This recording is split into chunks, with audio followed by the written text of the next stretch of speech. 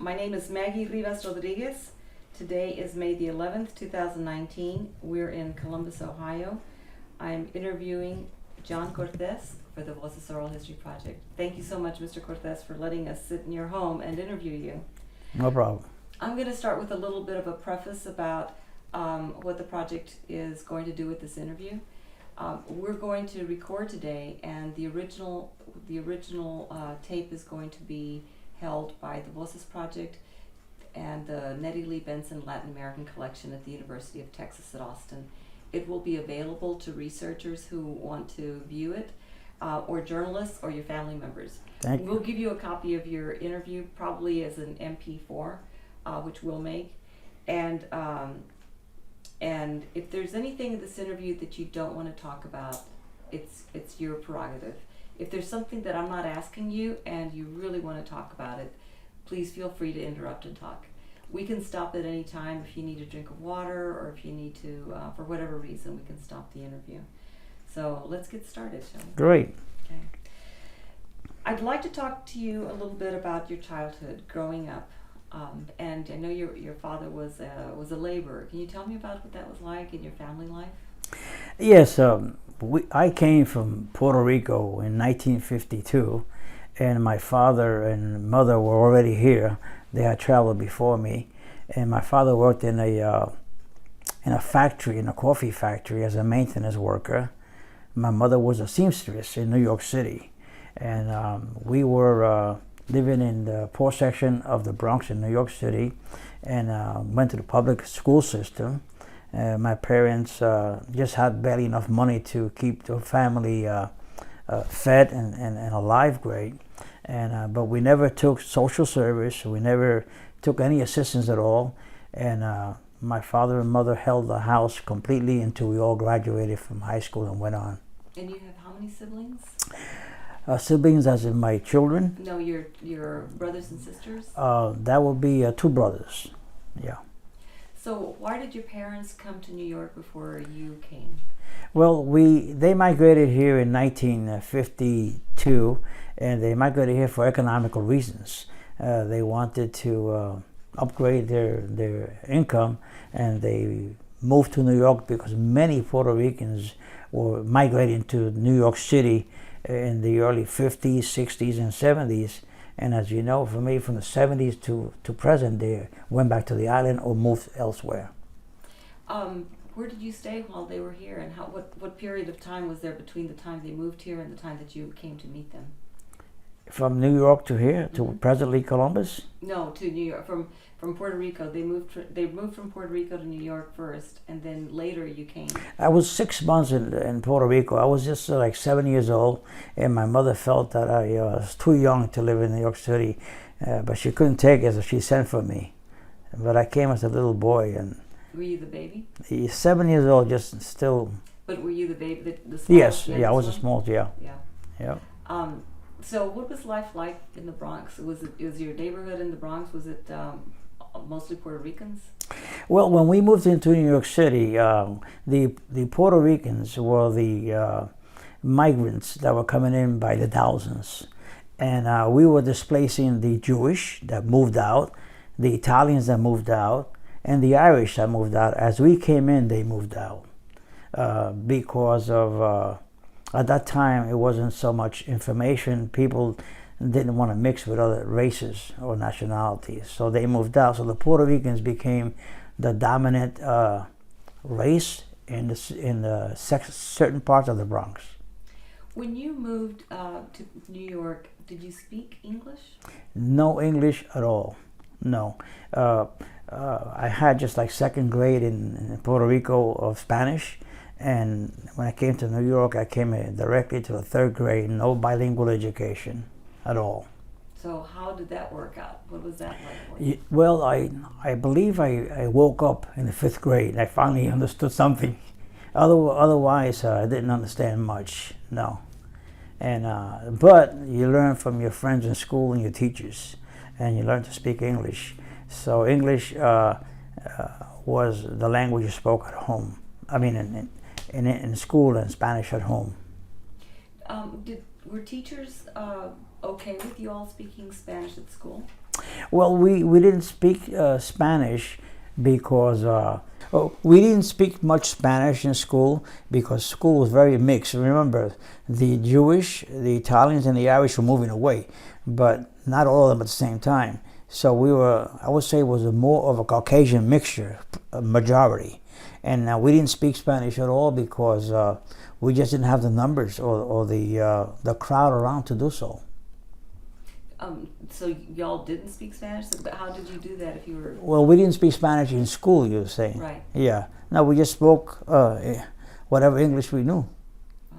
Yeah. And besides, it's elementary school, you're in and out. Right. Yeah. So what happened in the 5th grade that made you finally, it clicked for you? I don't know. I remember the 5th grade. Primarily because I think we had a history test. And a teacher asked us the abbreviation, I think, for... what does the abbreviation of PA mean? I said Panama instead of Pennsylvania, you know. So I thought that was funny. Then they was teaching us history about Paul Revere, American history, and I thought it was Paul Rivera.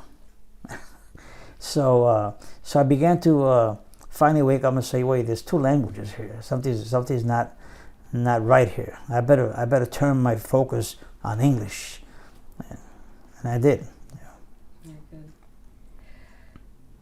So, what kinds of things did you all do in the Bronx together as a family? Were there? I know that y'all weren't real regular churchgoers, right? I saw that you only went kind of on special occasions. No, we were lukewarm churchgoers. The primary mission when you live in the Bronx, New York, and you're immigrants is to work and put money so you can sustain the family and watch out for any crime and try to educate your children. So we can't. My parents concentrated on us, go to school, come home, don't go out, eat the snack, and go to sleep. And the next day, the same way. We occasionally went out to a beach in the Bronx. Occasionally, we went to a recreational park and stuff like that, but not too much. Okay. What kinds of games did y'all play? Games? No games. We play stickball. In the city of New York, you play stickball, which is with a bat and a softball that you hit in the streets of New York City. We flew kites off the rooftops, and that's basically the 2 sports that we did.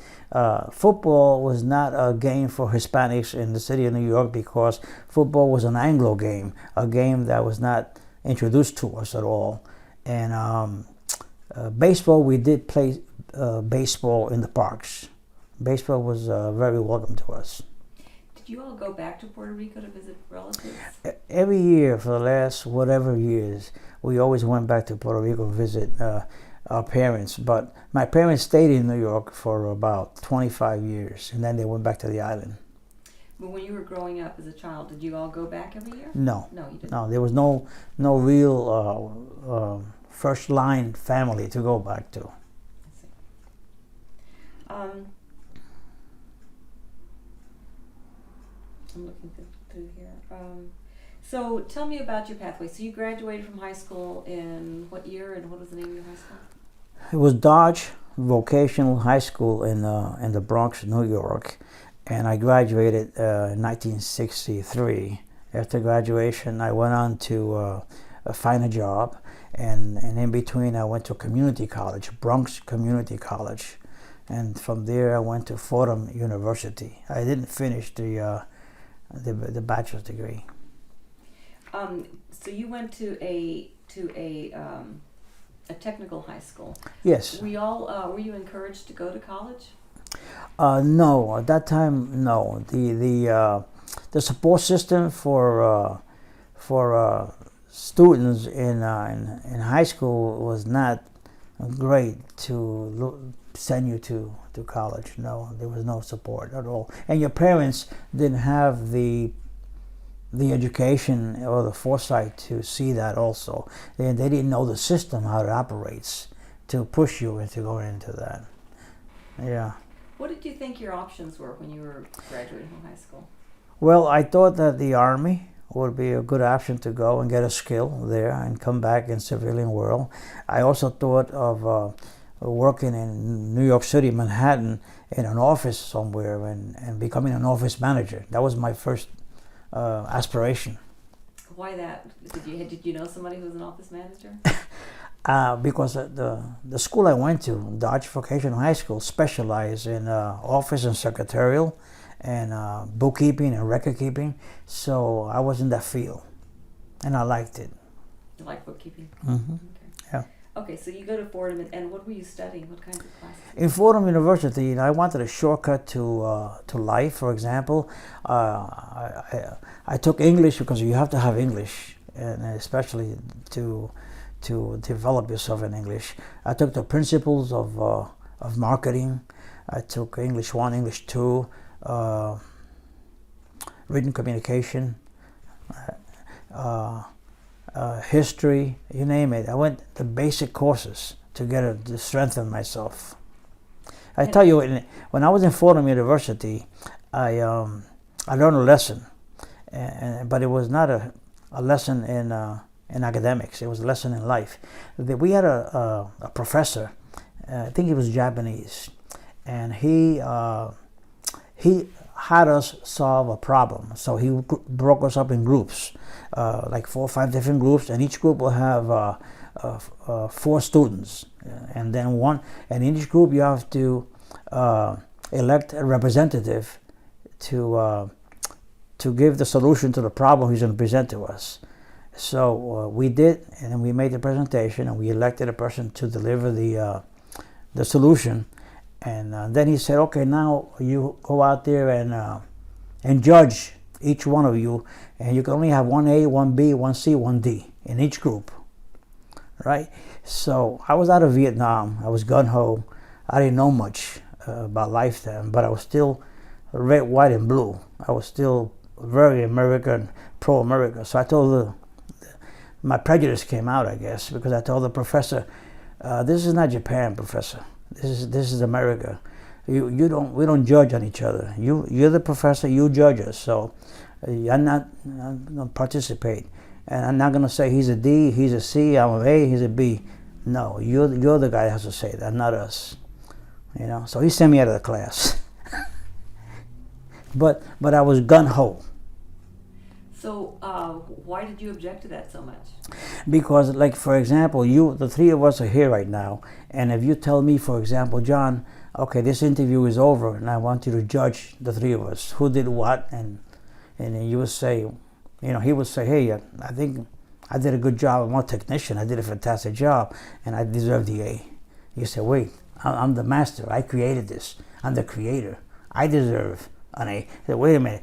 I'm the subject. Without me, you didn't do it.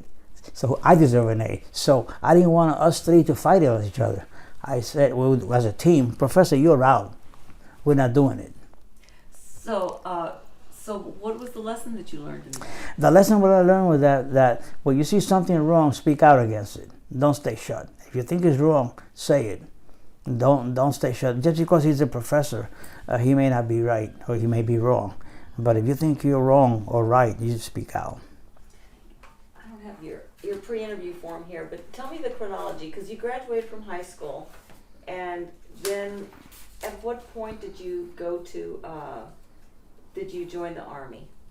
Oh, when I was in high school, I was working at Cafe Bustelo for maybe about a year, and I really didn't like the being a clerk.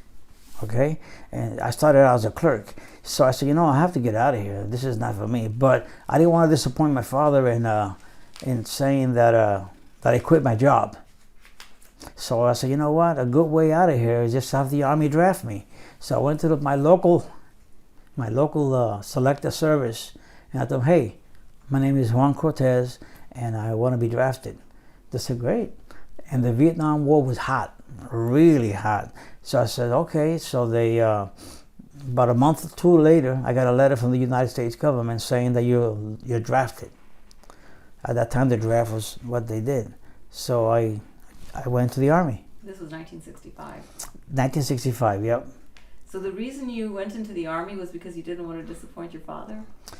Yeah, well, you could put part 1. I don't want to disappoint my father. Number 2, you like the the fact that you wear a uniform, you get a rifle, you become a full man by being trained, you come back with a skill, but you could find other reasons too, not just one reason. What did your parents think about you joining the military? There was no communication at all. To me, it was just my decision, period. There was nothing to think about, say. They didn't say anything to you? Good Not- job or nothing? I don't recall. Oh, be careful. I love you. Be careful. That type of stuff. Otherwise, nothing. Interesting. Did you expect that you would be sent to Vietnam? No, I went to basic training in Fort Gordon, Georgia, and basic training I believe was 2 months, and then you get a month leave, and then they assigned me to Anchorage, Alaska, Fort Richardson, Alaska, and while I was there, I had fallen in love with Carmen, my girlfriend then, and I wanted to see her a lot, and the Vietnam War was very, very hot. So I found out that if you volunteer for Vietnam, you could get a month's leave with pay. So love is powerful. A woman rule the world. So I said, you know what? I'm going to Vietnam, and I could go see my girlfriend, Carmen. And I did that, and I went to Vietnam. When I went to Vietnam, it was an action at last, So tell me what you did when you were in Anchorage. Anchorage, Alaska, it was, I can't speak too much about that, Maggie, because I had a secret clearance, and my mission there was classified. Right? I can only tell you that Fort Richardson, Alaska is Fort Richardson, Alaska. Because you were this was from August to December, right? And you were with the 524 Ordnance Missile Battalion. Yes. Okay. And then you went to Vietnam with the Strategic Communications Command from January 66 for the whole year, basically. Yeah. After Alaska, I went to Vietnam, and in Vietnam, when I landed there, you got off a civilian airplane, and I saw jeeps with machine guns and special forces guys, just like Desert Fox movie, and I said, "Wow, this is great!" 2 guys with a machine gun, and I'm ready to go. And they called out my name, and I said, "Wow, I'm gonna see action." So they took me to about a half hour away. They took me to headquarters and headquarters company. There was a general in charge of Vietnam. His name was General Westmoreland. Right, he was in charge of the whole Vietnam. They took me to where he stayed at. This is a place where headquarters for the United States Army, and it was a villa abandoned by the Vietnamese, and the Army took it over. So I was stationed in a paradise, sort of like an all-inclusive vacation resort by Sands Hotel, whatever. I said, I can't believe this is me. I had a hotel room with a fan over my head, maid service. I said, I can't believe this is the Army. And it was the Army. So I had a special skill. So I just worked there and for about 3 or 4 months only. And then I went someplace else. So was this in Saigon? This is in Saigon. It was a place called Nha Trang, Saigon. A suburb of Nha Trang is the Air Force base where you land in Saigon. So that's where we stationed there for a while. And Saigon itself was in the city. That's where I was stationed. Then I got sent to a place called Nha Trang. Nha Trang is about 300 miles north. We used to call it Charlie country. Charlie being the enemy. And in Nha Trang, where I was stationed there, I mentioned before that was paradise when I went to headquarters and headquarters company. But the other place was non-paradise. It was in the woods, pure woods, wood, in jungle. And we said, well, this is where we're going to be at. I said, well, there's no structure here. No, we're going to build it. We're going to do the whole thing here, right? So my job at that time was to make sure that we got all the necessary equipment and supplies to construct a fort, construct a facility. So I I was assigned that task, which I completed nicely. I got a letter of accommodation for that. So let me go back. When you say that you had special skills when you were at the villa, the Paradise, what were those special skills you had? Yeah, well, remember I said before that there's no classified information, right? But I can only tell you that the Army gives you a battery of tests, and then after you take 6, 7, I don't remember how many, 6, 7, 8 tests, they compile that into an average of your test scores, and in those test scores you score a certain minimum, so you can do whatever. But within that is your specialty, where you can specialize in a special thing because of your civilian and educational. So I came out to be a signal supply specialist of Strategic Communications Command. What does a signal supply specialist do? Well, if you have, I'll give you an example. Let's say you have a missile, and you need a certain tool for that missile. I'm the guy who's going to get it for you. Okay. Yeah. So you did that, and then you go up 300 miles north. And how exactly did you accomplish that task? Up north? Yeah. Well, the Army has Army regulations, ARs and ATs, technical TM, technical manuals, and there's a whole library, right? And if we say in the world of the blind, if you have one eye, you're king. So I was able to read. I was able to read and interpret the manuals and the Army regulations. So I was pretty good at that. So, for example, what a CPA would do, your income tax. Well, I'm not a CPA, but I'm the equivalent of a person that specializes in interpreting and ordering things. So I was able to order things according to the Army regulations. I read the book and I said, yeah, we're entitled to, for example, 35 M1A trucks. We're entitled to 3,000 rifles. We're entitled to 2 mess halls, not 1. So I would interpret that, and I had the power through the colonel to order it. But you have to order it in accordance with the Army regulations, because the Army is like a checking book. You have so much money, so many things authorized. If you go over that, you have to be confronted. So it sounds like you have to be very, very detail oriented. Yes, you have to be very, very detail oriented, and they get that through your tests scores. Tests. Yeah. Very good. So you were there for a year. Did you see any action there? Well, we here's the thing. We were logistics, which means we supply people and do a lot of supply. While on a convoy, we were shot at. While being stationed in Saigon, with General Westmoreland, we were shot at. And they threw a grenade over the walls also. So that type of action I did see. In the same tent I stayed with, they threw a grenade that shot metal over one of my buddies. Yeah, I was in the right place at the right time all the time.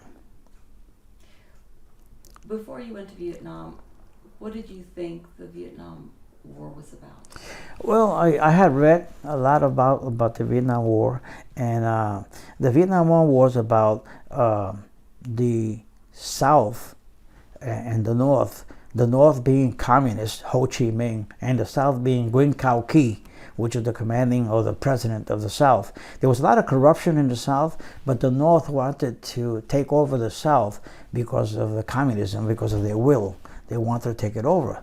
The French had been there before the Americans, and they could not stop the communist aggression. So the Americans took over, and I was there to defend the freedom of the South Vietnamese to defend their own country against being occupied by the North. Did your views about that change at all after, when you were there? No, my views have not changed. We may have lost that war because of the American Congress. Congress, they're not soldiers, and they tied our hands in what we could win. We could have won that war at any time. We fight by the rules. Did you meet any Vietnamese people? Yes, I did. Yeah. I had no problem. They were nice people. Some of them were laborers and men of all walks of life. I mean, you couldn't tell they were the enemy at all. Yeah. Did you ever have any conversations or interactions with them? I did. I was taken to one of their houses to eat. As a matter of fact, it was nice. I was given a haircut by a Vietnamese barber. I fed a few ladies, just for the hell of it, because they were that poor. We had secretaries that were Vietnamese, were highly educated. I mean, I couldn't find a reason to hate them, but they were the Southerners. They were not the Northerners, the communists. Did you have to learn about weapons? And did you have to know how to shoot? Did you have that at your ready when you were? When you go to Vietnam, they send you to what they call it, jungle training or Vietnamese training. They prepare you for that. Yeah, so it's just I think it was a 2-week course. I forgot that it had a special name for it, jungle training or Vietnamese training, whatever. And what did you learn there? How to survive and kill. In basic training, you learn how to defend and kill. And that second jungle training, it's more advanced. It's an advanced killing. What can I tell you? Did you have your parents, your family? Would they communicate with you regularly while you were in Vietnam? I wrote home, and on occasion I would get a letter.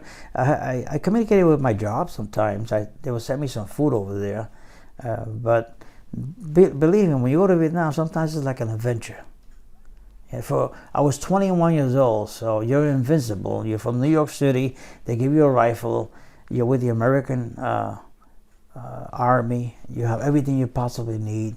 You got the medics. You got meals. You got the motor pool. You have uniform. I mean, there's nothing. You have dentists. There's nothing really, except when you go on the field to do some work. Otherwise, it's nice. So when they sent you packages of food, what did they send you? Well, they sent me Goya foods. So your father didn't work for Goya, or did he work for? No, he didn't. He worked for a coffee company called Martinson Coffee. Yeah. But you had been working for Goya. I worked for Goya later on in life. I started working in Bustelo. In between, I worked for Goya Foods. So who was sending you the Goya foods? I'm sorry, I got it mixed up. The people that sent me was actually the Bustelo people sent me Goya Foods. I got it now. The Bustelo employees, friends of mine, they sent me cans of Goya Foods in Vietnam, 1966, something like that. Do you remember what they sent you? No, I don't, but it had to be pre-cooked or something like that.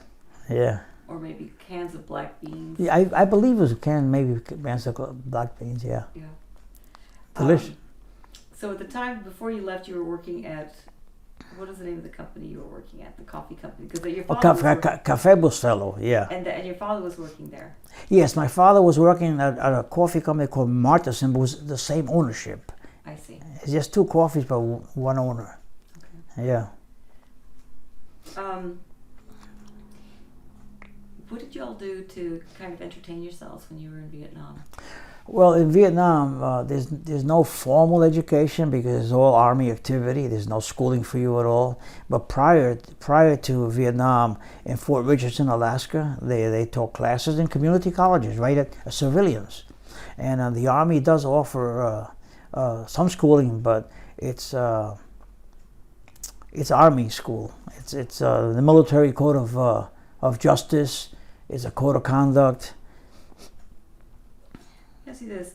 Did you run into any other Latinos, Puerto Ricans? Or? I did. I ran into when I was in Fort Richardson, Alaska.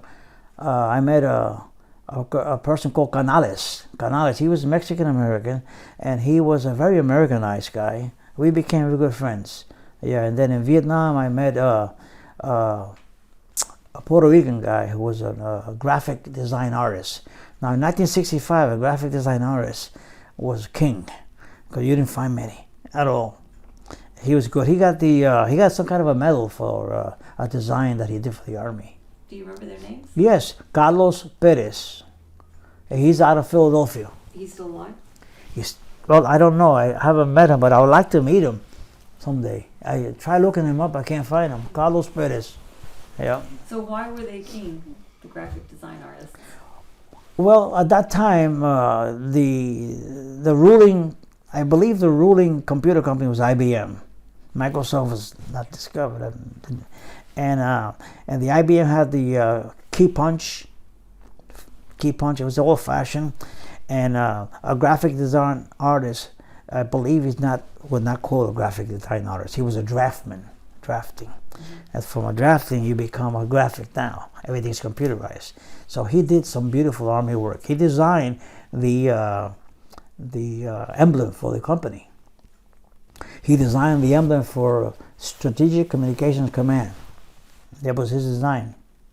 So a Puerto Rican designed that. Interesting. Yeah. Do you remember if he was from the island or from? He was from Philadelphia. Yeah. So when you ran into the Mexican American in Anchorage, right, and then later on Carlos Perez, how did you all find each other? Did you kind of see each other and you think, oh, he looks a little bit darker than the rest? Or? You know, Hispanics have a homing device. We find each other. You know, I can tell in the face, the look, the body language, the gestures, and we just know it happens.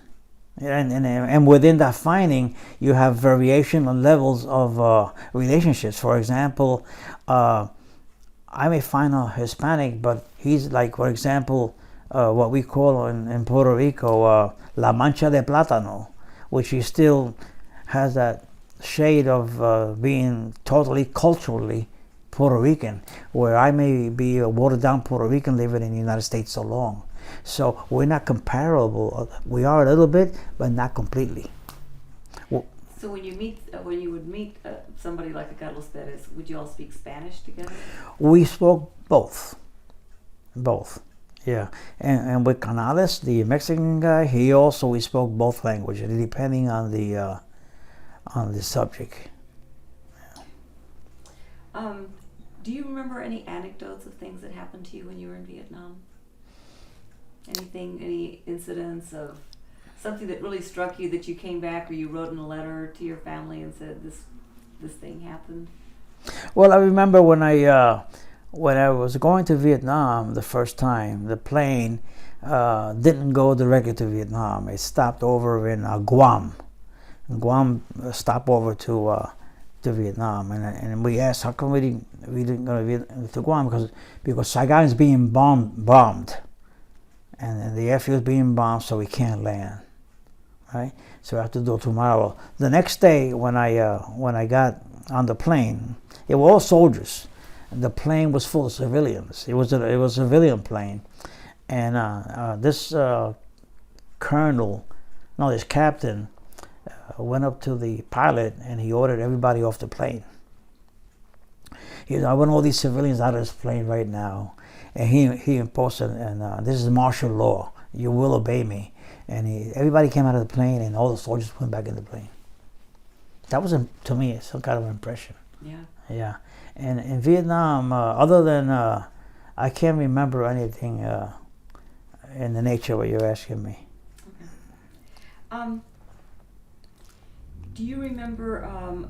Because I know we've done a bunch of interviews now, and a couple of things have come up. One of them is men who were affected by Agent Orange. Did you see any evidence of that? Yes, I was exposed to Agent Orange because don't forget when I went to Nha Trang, there was nothing there, and we spray Agent Orange units around us to seek out the enemy. Like there's a whole bunch of greenery, you're after Agent Orange, hey, there's nothing there now. If you're hiding there, you're going to be seen.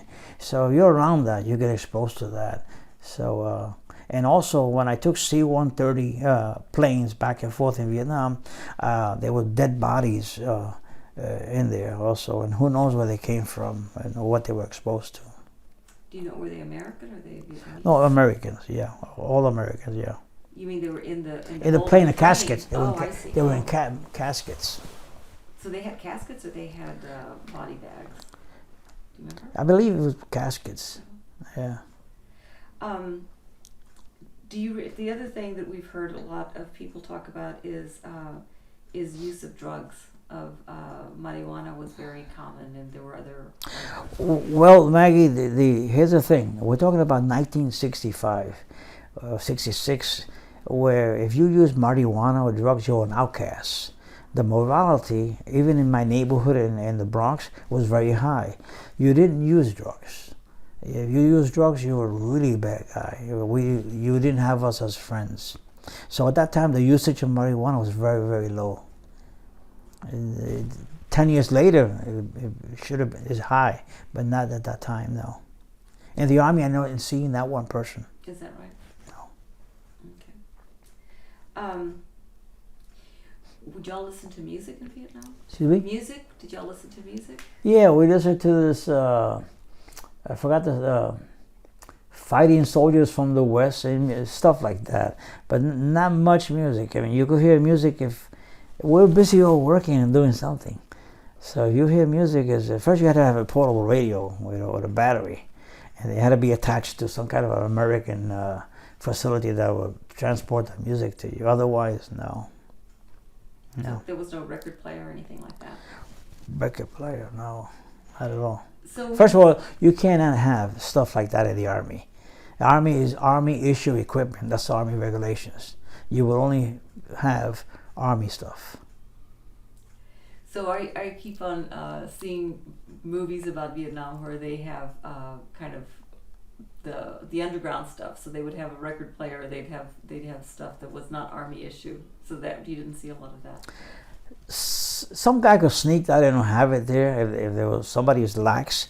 But if it's not green, you can't have it.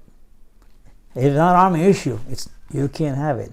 If the Army wants you to have a record player, they will issue you a record player. That's the way it is. Yeah. So tell me about your living quarters when you were building the fort. Well, like I said, it was scary because all the basic training that you learn, you had to apply. For example, you had to pitch a tent in the woods. And when you pitch a tent, you got to dig a hole around the tent. In case it rains, the water goes in the hole and drains out. You put a mat on the floor in case an animal tries to creep in on you. But that was temporary until we got a big tent, sort of like a circus tent. It's called a CP tent, and there you have you could have maybe 10 bunks, and then so you put one fan blowing air in, one fan blowing air out, with a generator. A generator half the size of this office. So what does CP stand for? It's a CP tent is as big as this house. From this end here to there, with a 8-foot ceiling. It's like that's what it's called, CP tent. It fits 10 beds, and it's a concrete slab. That's almost permanent. It sounds like. Yeah, exactly. Permanent, I guess. What's it made out of? What is it? Oh, canvas? it's canvas, strong canvas. Waterproof canvas or something? Yeah, oh yeah. Did you keep any diaries or journals while you were in Vietnam? No, not that I remember. Did you write letters back and forth to your family? Oh, Carmen, love letters. Yeah? Yeah. She kept them. She has them. Did she? Yeah. Oh my gosh. Ask her for it. I will definitely. That's very, very cool. Yeah. Let me see. I did write an article on why the United States of America should protect the Republic of South Vietnam, and I have that somewhere. Oh, I'd love to see that. Yeah. This is previous to me going to Vietnam. Oh, interesting. Yeah. Mm-hmm. Very good. I'm just kind of going through here, making sure Mm-hmm. questions. How did two things, two kind of related but separate questions? How did your experience in Vietnam affect you? And then how did your experience in the military affect you? Well, the military, my experience in Vietnam and my military experience. Well, my military, the Army sort of like breaks you in life as a soldier. For example, when you first go into the Army, they give you basic training. And in basic training, to me, is like they want to break you. They want to make you a soldier, where you obey. And for example, when we landed in Fort Gordon, we got off a bus from New York City, and the bus, everybody carries the duffel bag out and lines up against the bus.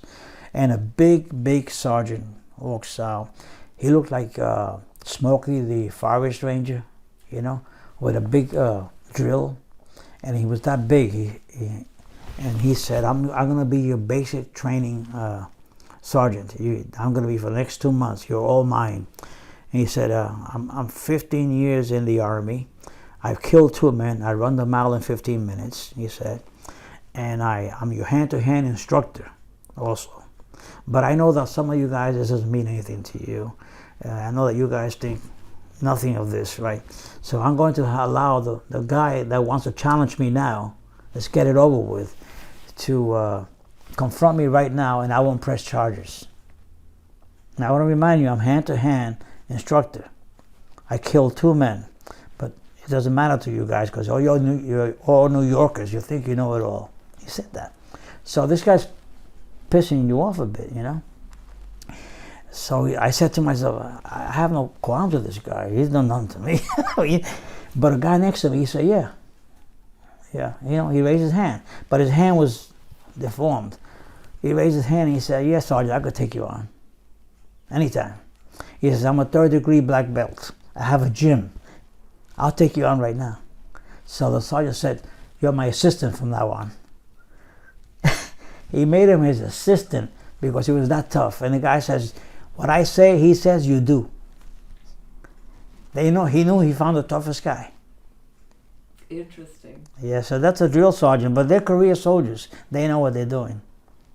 They train. So what was the relationship of that man who challenged him? What was that like? He was a Mexican guy, Mexicano Polaco, a mixture, a blend. He was very white, so I think he was. His father may have been Polaco, and his mom Mexican, and he was a 3rd-degree black belt. He had his own gym. So why did he have a deformed hand?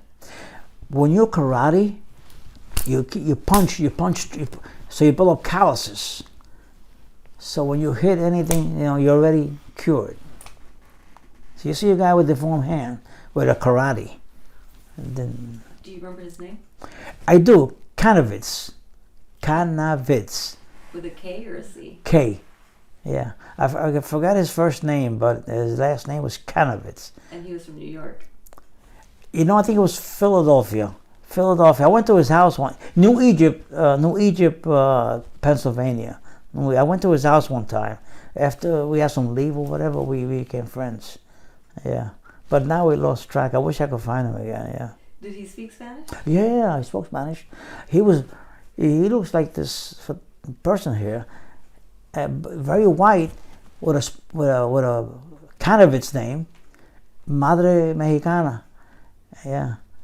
That's very funny. So you see, when you're Spanish, you have a common denominator. You bond. Doesn't matter what kind of Spanish. You're immediately friends. Where in the American culture, it doesn't work that way. Do you think it's the language that's the bond, that's the glue?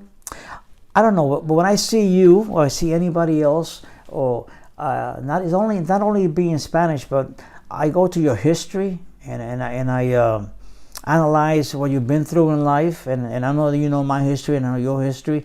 I know your history of being prejudiced on, and the struggles you have to go through to prove yourself. So that bond will instantly unite, I think, the Spanish, where on the American side, it's not, because you have other people that come from other countries in the world and they don't have that uniqueness. Interesting. Okay, so, I'm sorry, you were going to say This is all my opinion. This is all your opinion, really. Okay. So, you got discharged in 1967, and you were in Fort Dix at the time. And then you returned to your hometown after that. Tell me about what that was like, the homecoming. Well, in 1967, Vietnam was, there was a big struggle in American history at that time. I believe some college students and a lot of liberal students was the saying for them was, "Hell no, we won't go. Hell no, we won't go." And then another name would be Ho Chi Minh. Ho Chi Minh was the head of North Vietnam. So these were the hawks. These were the doves, the pacifists. And a guy like me was a hawk. So if you wore long hair and wore a T-shirt, you were my enemy. You were just like the Viet Cong. I had no pity for you, and I hated your guts. So coming home to people who were against the war, people with long hair, people who were just hanging out and were totally saying Ho Chi Minh and hell no, we won't go, coming with a guy like me that went there, I was totally pissed off at people like that. And it was into many years where I got out of that. What was it that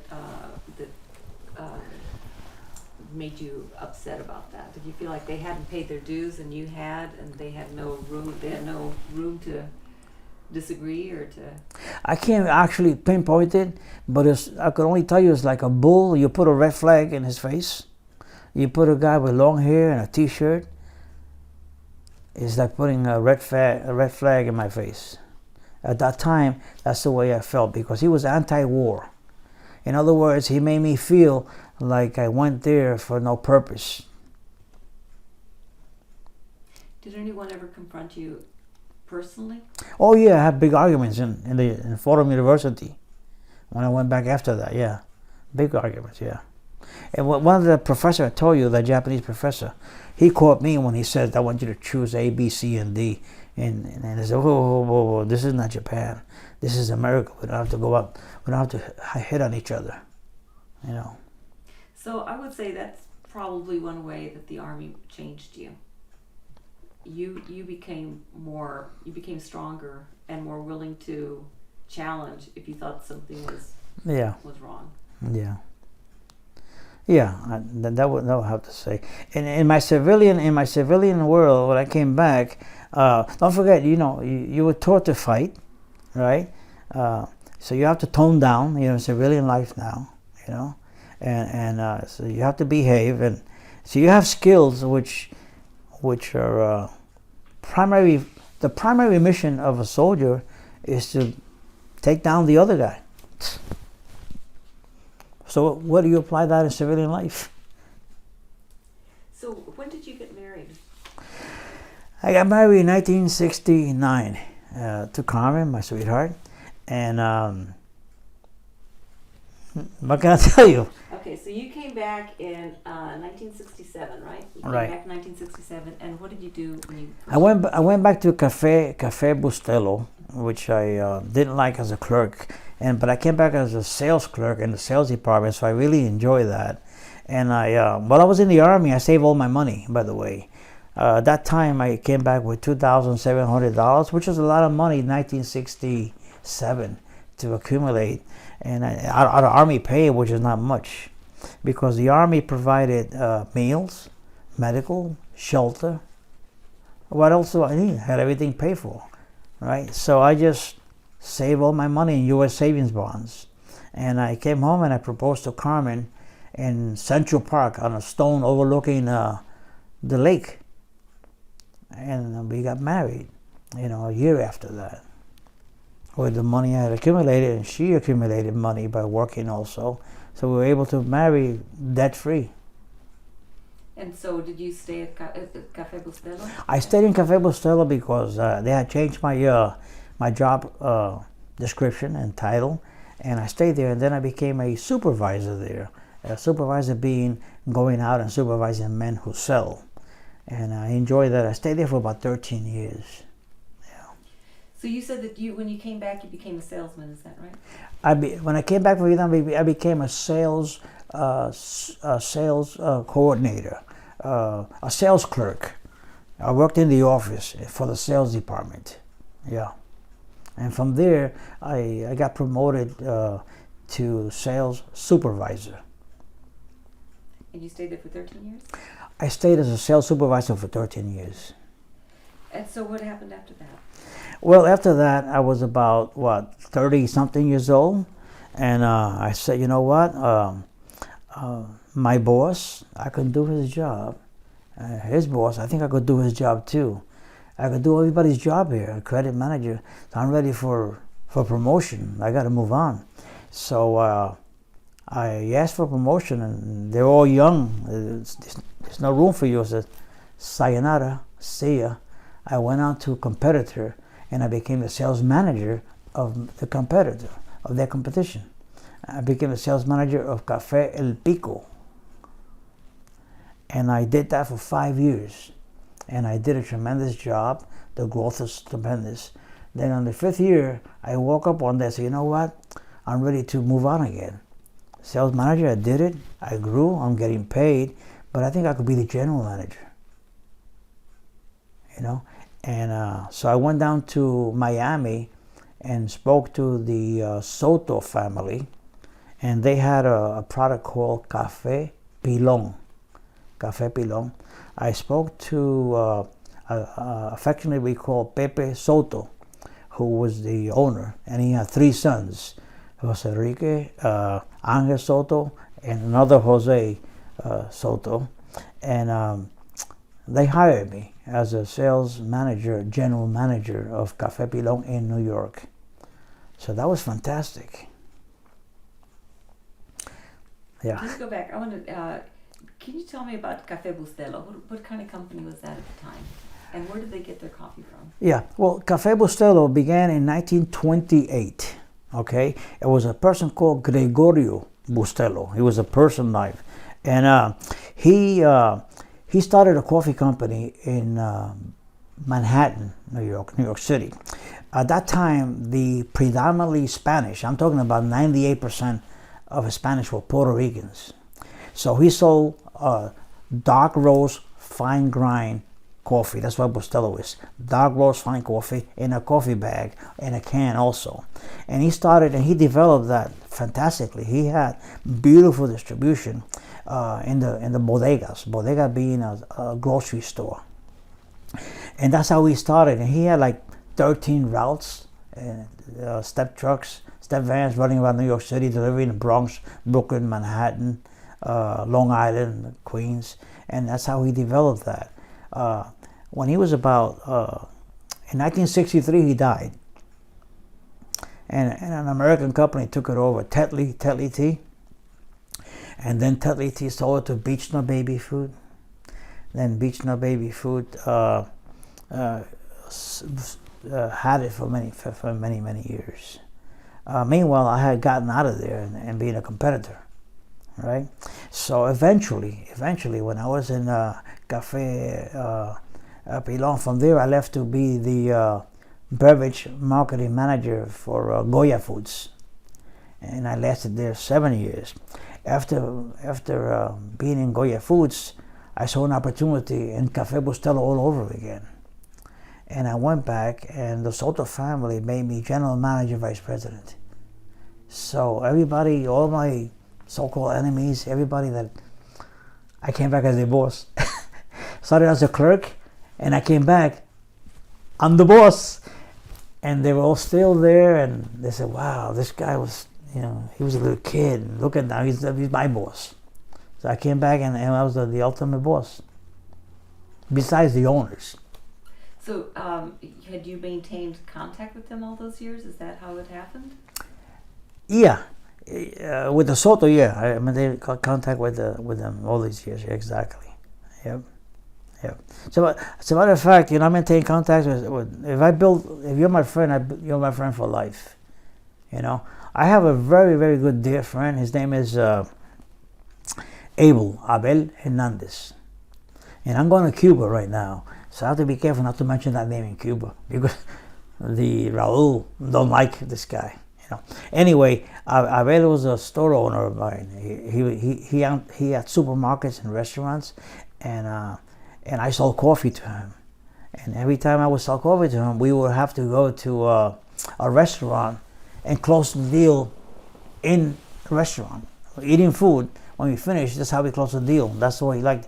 And he would pay me in cash also. So we did this for many, many years, and he bought a lot of coffee.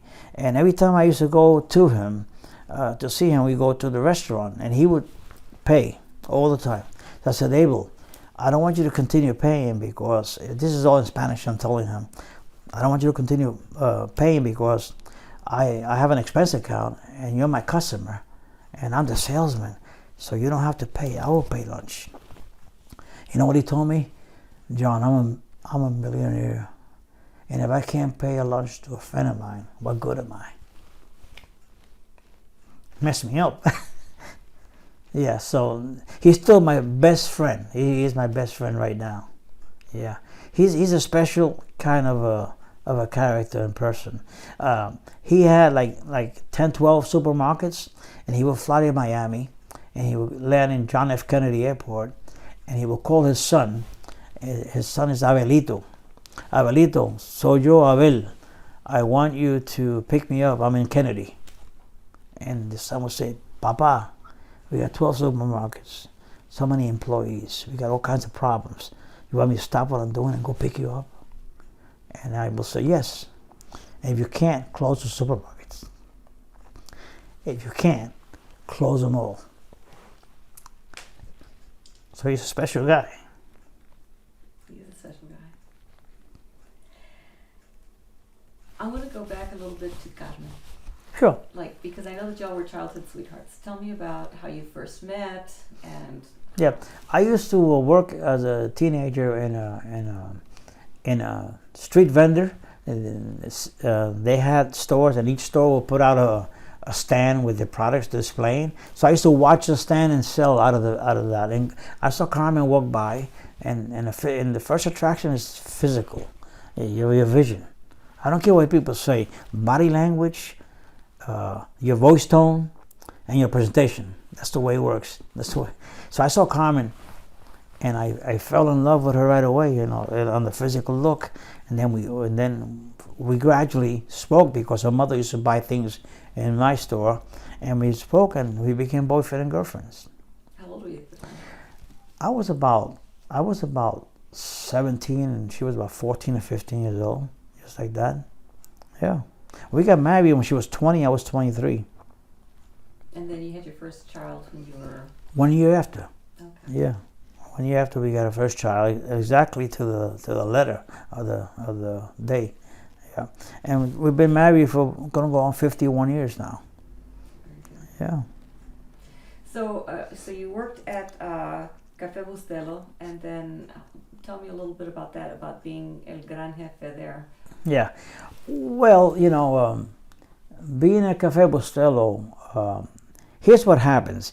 Bustelo Coffee, when we inherited it, when the Soto family bought Bustelo, finally, and they put me in charge. Well, we had an objective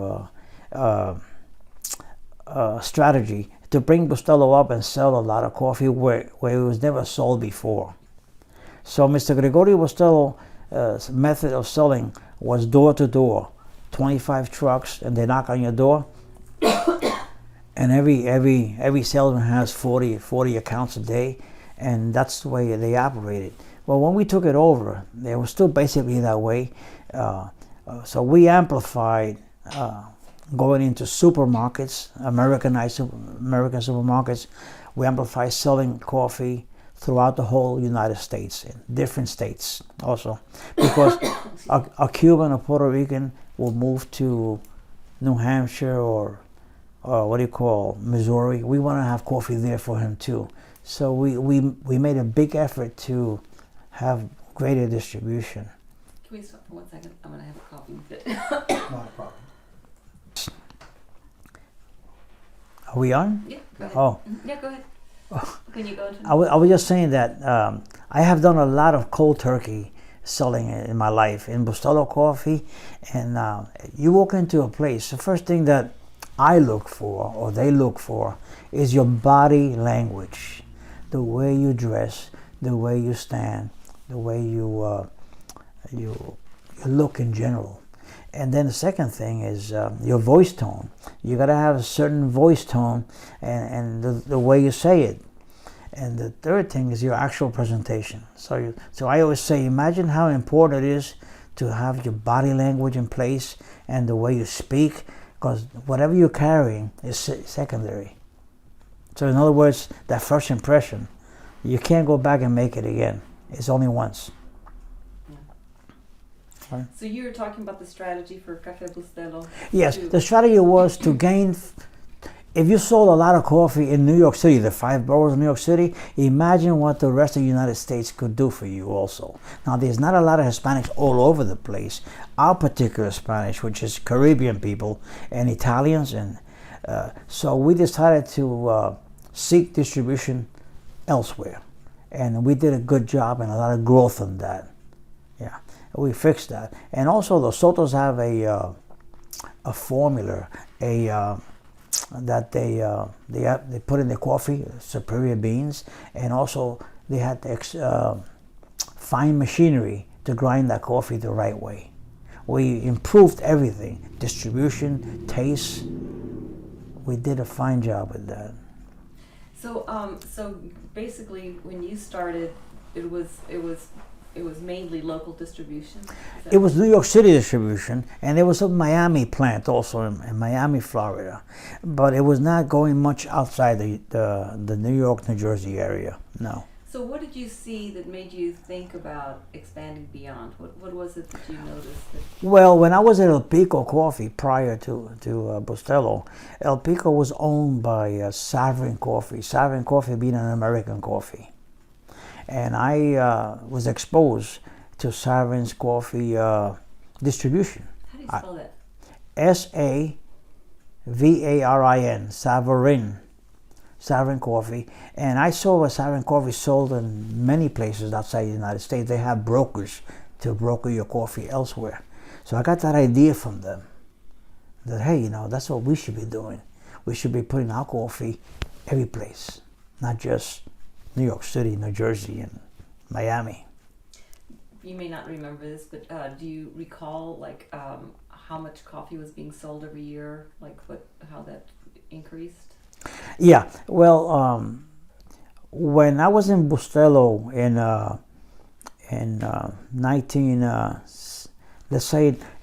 60s or early 70s, let's say they did 800,000 pounds, we left it at maybe 1.2 million pounds.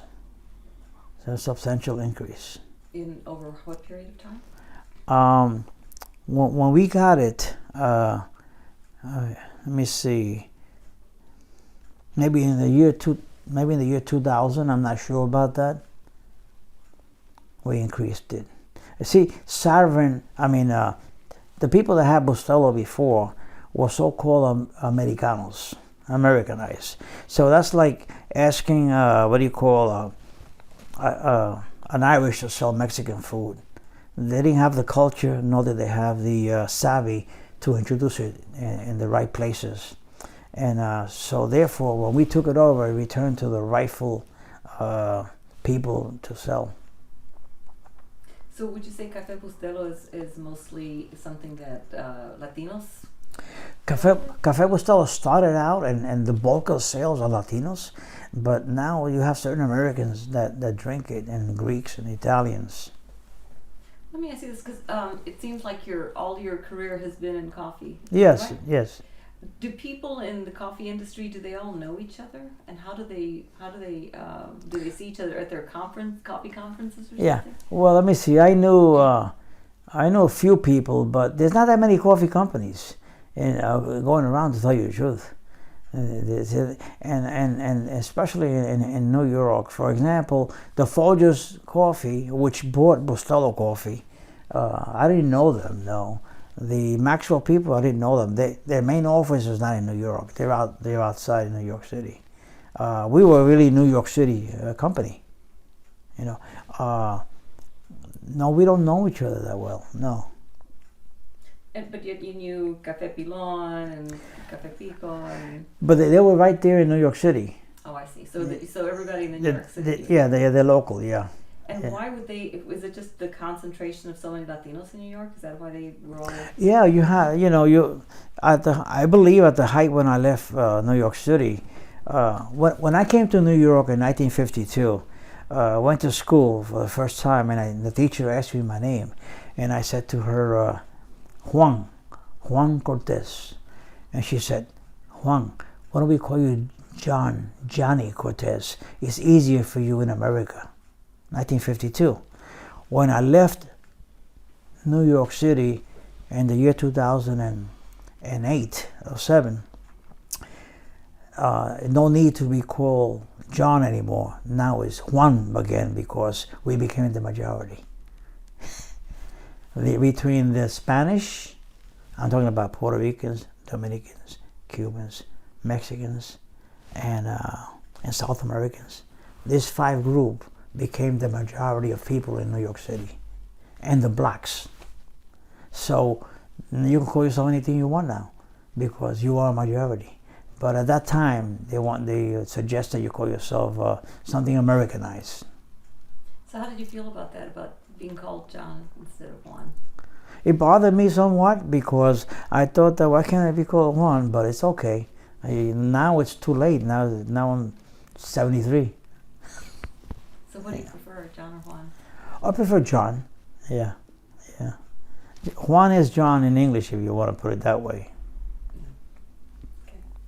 Okay. What did you learn? Because you went through several different positions, from sales to sales supervisor to managing. If you were to write a book about the lessons that you've learned in business, what kinds of lessons would you give to somebody, a young person who's just starting out? Well, number one is that you don't need a college or PhD to get ahead in the world. You need your personality, you need your character, and you have to have a certain amount of intelligence and drive to do it.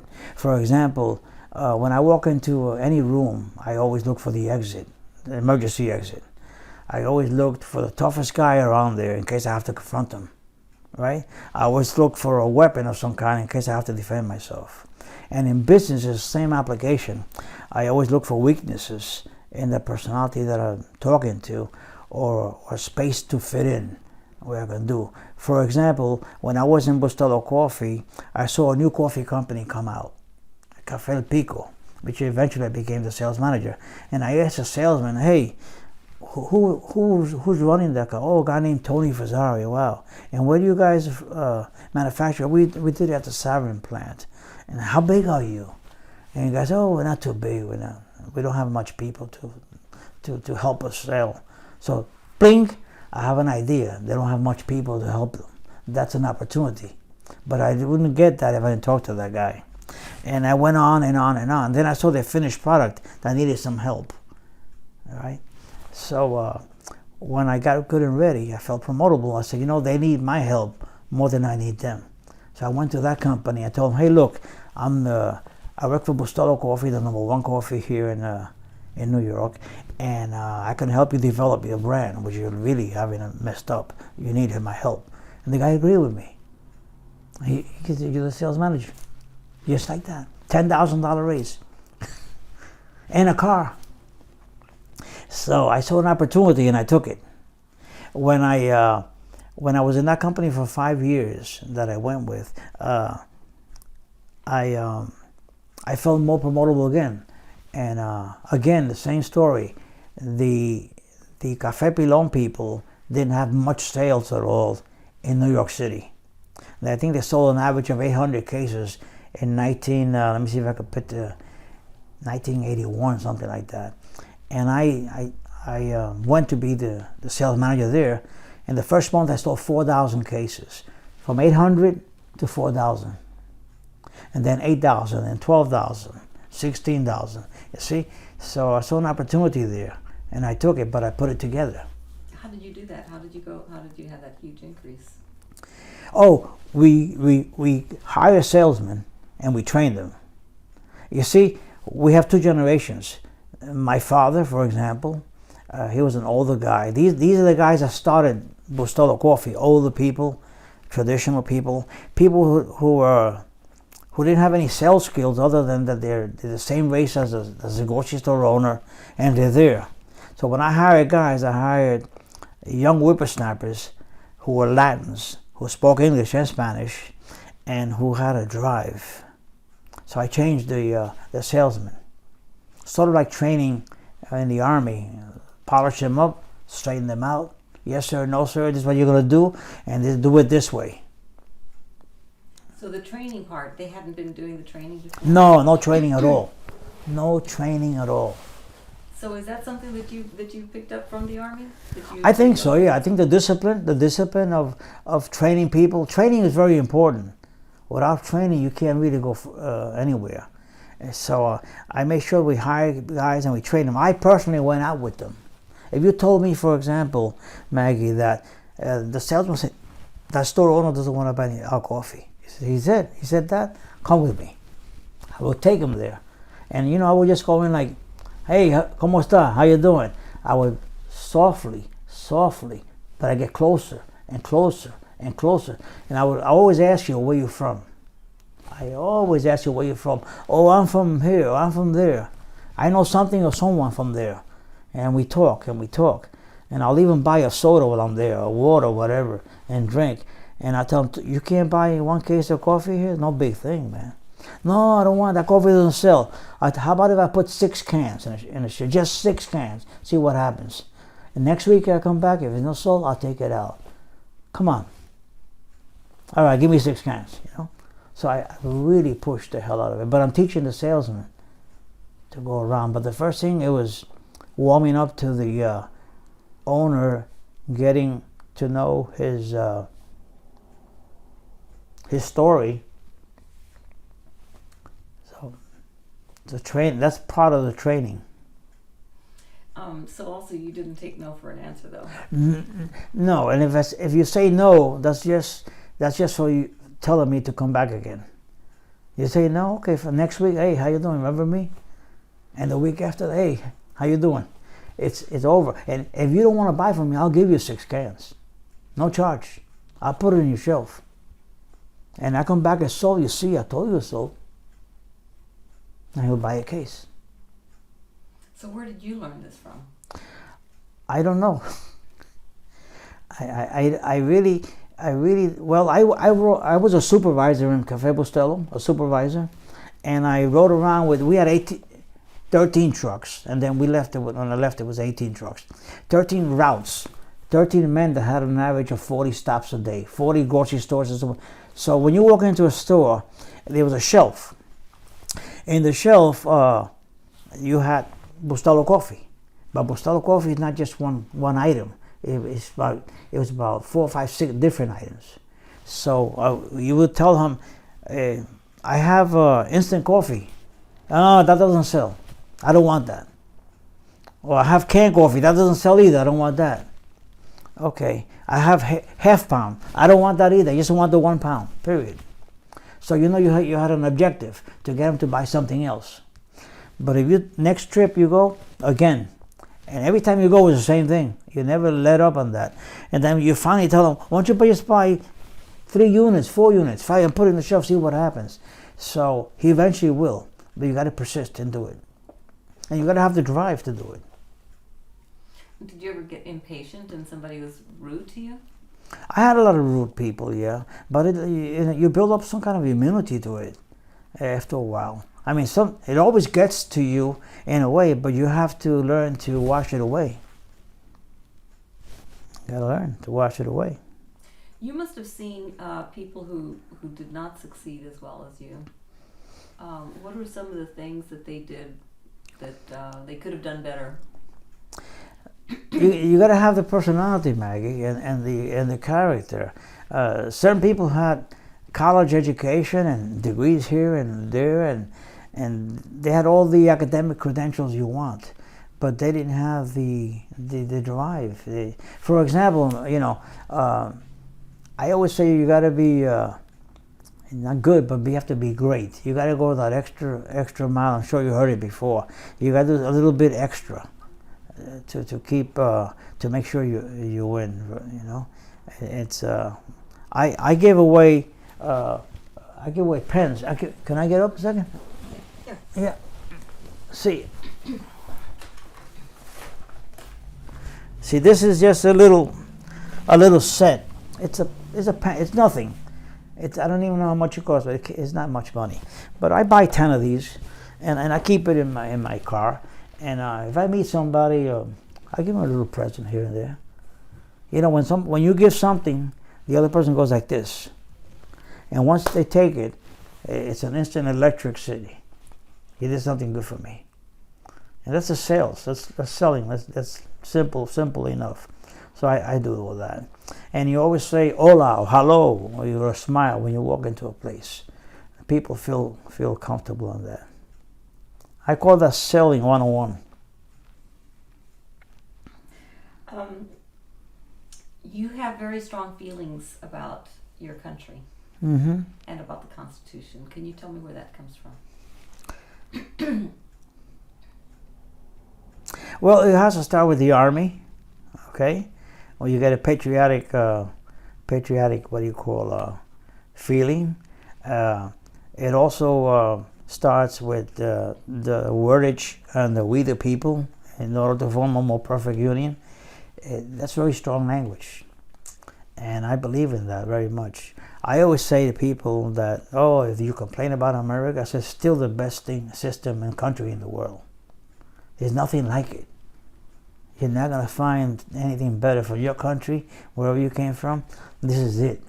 Right? So people ask me, for example, I always say, this is the winning country.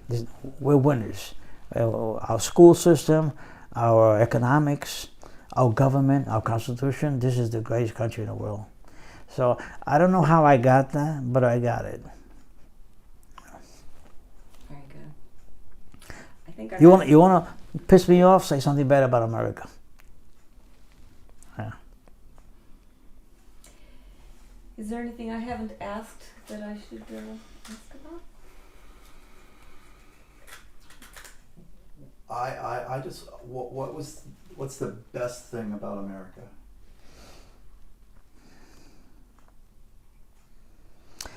People like you who give a guy a fair deal on ways and means of doing things. Because I met a lot of good people. You know, there's not a lot of bad people. There's a lot of good people, few bad people. It's the other way around. You know, like when somebody hates a race or because of their color, whatever. I said, do you hate all 40 million or 30 million, or you just hate 3 or 4? Everybody gets a bad rap. But I think that the American public in general are fair people. That they give you a fair break. When they come down to it, they'll give you that break. Is there anything I haven't asked that you want to make sure that we... Yeah, I want to say, Maggie, that I have two lovely daughters. They're both medical doctors. I have a son who's an executive in the transportation company. And I have my wife that gave me those kids, 51 years marriage. You've truly lived the American dream, haven't you? Yeah, it's great. I can't complain. I can't You know, when I came here to what do you call Ohio, Columbus, I looked around. You know, like just like I analyzed everything, and I said, you know what? There's a lot of car dealers here in Columbus. So I said, car dealers need a Spanish guy, but not to sell cars in Spanish. I mean, not to, yes, to sell, but they need a marketing guy. So I applied and I got a marketing job. And then on Cinco de Mayo, I would bring Mexicans to buy cars, Cinco de Mayo. And I would do events to bring the primary Mexicans to buy cars here. But then I gave that up because it's just too much that I was doing. Then there was a Spanish newspaper, and I became the marketing manager for the Spanish newspaper, and I signed up people to buy ads to the paper. But I gave that up because it's just so much work, because I'm truly trying to retire. over here, you know. But I'll give you an incident of prejudice. One of the dealers that I worked for, one guy, a financial manager in the dealer, told me that, yeah, we'll take care of your people, you know. And I said, what do you mean by that? He said, well, we'll take care of your people. I said, what do you mean by that? We'll take care of you. You mean Spanish to Spanish because you like us and you want to take care of us? And he said, you're a prejudiced person. And I told the owner, I don't want to deal with you people. I don't want to sell you people. I don't want to work here, you know. So I'm the kind of guy now that if anything like that happens, I'll stand up and fight it immediately, not go away at all. There's no more going back. It's just now's the time to fight it, right on the spot. You know. When you objected to that, you people, is it because you're not doing us a favor? We're customers. We're equals. You're. What was it about that bothered you so much? He's dividing us. I saw a wall come down. I saw an ignorance in his part. You know, a whole ignorance in his part. Yep. I have to ask this. I forgot. How did you end up in Ohio? My daughter went to Ohio State University, and I have been coming here in support of her. And I saw the city. It's green. It's clean. It has a restaurant. It has a school system. And I decided to retire here. So you all have been here for how long? 11 years now. Yep. After I got out of Bustelo Coffee. Mm-hmm. Very good. It was a great opportunity for us. I bought this condominium here, and I've been here ever since. Very good. Well, Mr. Cortéz, John, thank you so much for taking the time to talk to us today. It's been a wonderful interview, and we appreciate your time. Thank you.